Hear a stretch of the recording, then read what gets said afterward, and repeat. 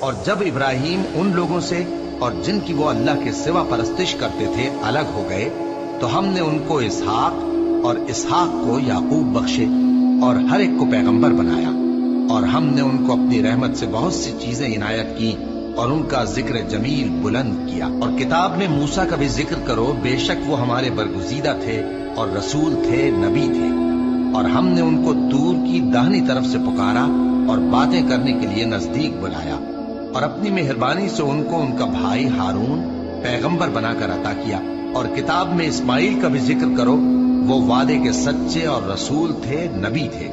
اور وہ اپنے گھر والوں کو نماز اور زکوٰۃ کا حکم کرتے تھے اور اپنے پروردگار کے ہاں پسندیدہ تھے۔ اور کتاب میں ادریس کا بھی ذکر کرو، وہ بھی نہایت سچے تھے، نبی تھے، اور ہم نے ان کو اونچی جگہ اٹھا لیا تھا۔ یہ وہ لوگ ہیں جن پر اللہ نے اپنے پیغمبروں میں سے فضل کیا، یعنی اولاد آدم میں سے، اور ان لوگوں میں سے جن کو ہم نے نوح کے ساتھ کشتی میں سوار کیا،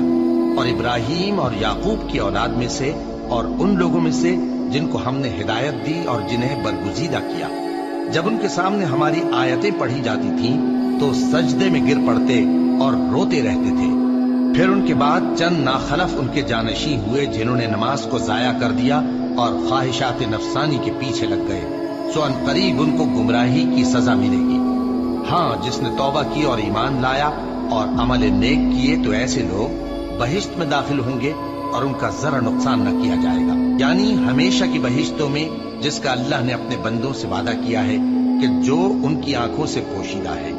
بے شک اس کا وعدہ نیکوکاروں کے سامنے آنے والا ہے۔